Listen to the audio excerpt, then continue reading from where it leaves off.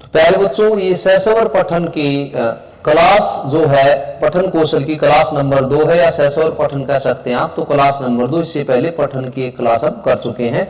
तो देखिएगा, इसमें करेंगे हम पठन की विशेषताएं, अर्थात सहस्वर जो पठन है, पठन का पहला प्रकार, उसमें क्या गुण होते हैं, क्या विशेषताएं या क्या उपयोगिताएं या क्या कुशलताएं हैं, अर्थात सहस्वर जो पठन है उसकी क्या क्या कैरेक्टरिस्टिक्स हैं, क्या क्या विशेषताएं हैं। सीटेट में इन बिंदुओं से बेटे अक्सर पेपर में देखने को मिलता है एक अच्छा क्वेश्चन। तो देखिएगा, पहली जो विशेषता है, सहस्वर पठन से छात्रों की पठन में रुचि बढ़ती है। तो सीधी सी बात है, अगर हम बच्चों को सहस्वर पठन कराएंगे तो ज्यादातर जो बच्चे हैं वो टीचर को अपना आइडल मानते हैं। तो जब टीचर सहस्वर पठन कराएगा तो बच्चे की पढ़ने के प्रति रुचि जागृत होगी, उसका इंटरेस्ट पैदा होगा। अगली विशेषता है, इससे शब्दों और ध्वनियों का ज्ञान होगा।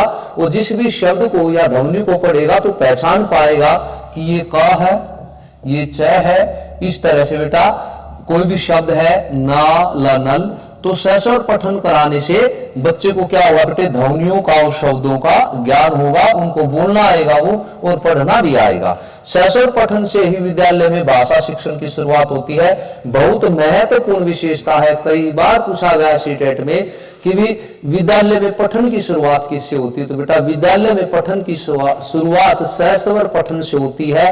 पठन के साथ साथ शिक्षण की शुरुआत भी एक शिक्षक या शिक्षिका सहस्वर पठन से ही कराता है।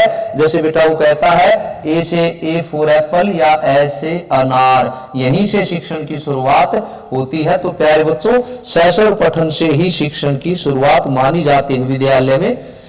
इससे शब्दों के अर्थ का पता चलता है। सहस्वर पठन से शब्दों के अर्थ का पता चलता है कि किस शब्द का कौन सा अर्थ है, अर्थात इस शब्द का क्या मीनिंग है। ये बेनिफिट होता है और बच्चे के अंदर आत्मविश्वास आ जाता है कि भी मुझे इस शब्द का मीनिंग पता है।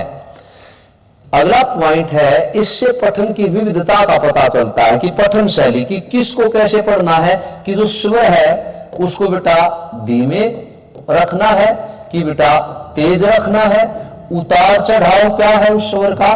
तो इससे पठन की विविधता का पता चलता है कि पठन अलग अलग शैलियों में किया जाता है, कि कौन सी शैली का प्रयोग होगा किस विधा में। तो देखिए बेटे, इससे विराम चिन्हों का ज्ञान होता है कि किस विराम चिन्ह पर कितना रुकना है। ये जब बच्चा सहस्वर पठन करता है तब पता चलता है कि एक गांव में एक किसान रहता था, तो पूर्ण विराम। तो इस तरह से इससे विराम चिन्हों का ज्ञान होता है। उच्चारण की शुद्धता भी सहस्वर पठन से आती है। बार बार अगर कोई बच्चा पढ़ेगा तो उसके उच्चारण में शुद्धता आएगी सहस्वर पठन से, क्योंकि उसके उच्चारण में जो कमी है उसका पता लगेगा सहस्वर पठन से कि भी ये ऐसे उच्चारण गलत कर रहा है। इससे उचित हाव भाव, उचित गति, उचित आरोह अवरोह का ज्ञान होता है कि स्वर का जो है उचित हाव भाव, जिस सामग्री को बच्चा पढ़ रहा है तो वैसे ही बॉडी लैंग्वेज, वैसे ही हाव भाव, खुशी की है, जोश की है या हैरानी की है, और फिर स्वर को कितना ऊपर उठाना है, कितना नीचे रखना है, आरोह अवरोह, ये सारा का सारा बेटे सहस्वर पठन से ही पता चलता है। अगला पॉइंट है, सहस्वर पठन से छात्रों में आत्मविश्वास आता है। बिल्कुल ठीक बात है बेटा, अगर आप बच्चों से पढ़वाओगे, बार बार पढ़वाओगे तो आत्मविश्वास आएगा। वो पहले ही कह देंगे मैम या सर मैं पढ़ के दिखाऊं, क्योंकि इससे उनके अंदर धीरे धीरे आत्मविश्वास आ जाएगा।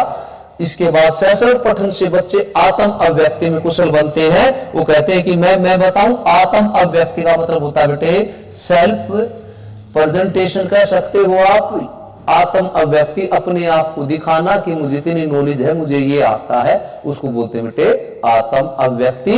तो प्यारे बच्चों, ये जो सहस्वर पठन की आज ये दूसरी कक्षा थी। इसके बाद अगली क्लास में अगली रिकॉर्डिंग के साथ मैं एक बार फिर से एक वीडियो के साथ आपके सामने हाजिर हूंगा। तब तक के लिए जय हिंद, जय भारत।